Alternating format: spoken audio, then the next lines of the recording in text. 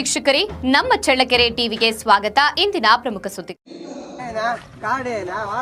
ಚಿತ್ರದುರ್ಗ ಜಿಲ್ಲೆಯ ಚಳ್ಳಕೆರೆ ತಾಲೂಕಿನ ನಾಯಕನಹಟ್ಟಿ ಹೋಬಳಿ ವ್ಯಾಪ್ತಿಯಲ್ಲಿ ಇಸ್ಪೀಟ್ ಜೂಜಾಟ ನಿರಂತರವಾಗಿ ನಡೆಯುತ್ತಿದೆ ಎಂಬ ಆರೋಪಗಳು ಕೇಳಿಬಂದಿವೆ. ಈ ಸಂಬಂಧದ ವಿಡಿಯೋ ಸಾಮಾಜಿಕ ಜಾಲತಾಣದಲ್ಲಿ ವೈರಲ್ ಆಗಿದ್ದು, ಸಾರ್ವಜನಿಕ ವಲಯದಲ್ಲಿ ವ್ಯಾಪಕ ಚರ್ಚೆಗೆ ಗ್ರಾಸವಾಗಿದೆ. ನಾಯಕನಹಟ್ಟಿ ಹೋಬಳಿಯ ನಲಗೇತನಹಟ್ಟಿ ಗ್ರಾಮ ಪಂಚಾಯಿತಿ ವ್ಯಾಪ್ತಿಯ ಹಿರೇಕೆರೆ ಕಾವಲು ಪ್ರದೇಶದಲ್ಲಿ ದಿನನಿತ್ಯ ಇಸ್ಪೀಟ್ ಜೂಜಾಟ ನಡೆಯುತ್ತಿದೆ ಎಂದು ಸ್ಥಳೀಯರು ಆರೋಪಿಸಿದ್ದಾರೆ. ವೈರಲ್ ಆಗಿರುವ ವಿಡಿಯೋದಲ್ಲಿ ಹಲವು ಮಂದಿ ಹಣವನ್ನ ಪಣಕ್ಕಿಟ್ಟು ಜೂಜಾಟದಲ್ಲಿ ತೊಡಗಿರುವ ದೃಶ್ಯಗಳು ಕಂಡುಬರುತ್ತಿವೆ ಎನ್ನಲಾಗಿದೆ.